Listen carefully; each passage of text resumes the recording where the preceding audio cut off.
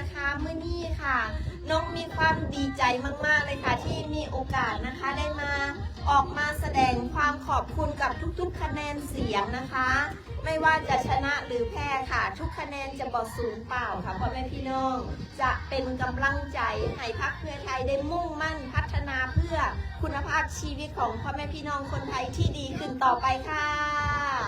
มีโอกาสมีช่องทางพวกเรายังทีมงานสกุลาสารนันยังทำงานต่อเพื่อยกระดับความเป็นอยู่ของพ่อแม่พี่น้องชาวทางภาคใต้ทุกท่านนะครับขอบคุณในทุกคะแนนเสียงที่ให้สกุลาสารนันนะครับขอบคุณนะคะขอบคุณนะคะมื้อนี้ค่ะนกได้ออกมาคารวะกราบขอบพระคุณทุกแรงเชียร์ทุกคะแนนเสียงที่พ่อแม่พี่น้องได้มอบให้กับนกสกุลามอบให้กับพรรคเพื่อไทยค่ะทุกคะแนนจะบ่สูญเปล่าค่ะพ่อแม่พี่น้องนะคะทุกคะแนนจะบ่สูญเปล่าค่ะจะเป็นกำลังใจให้พรรคเพื่อไทยจะเป็นกำลังใจให้นกสกุลา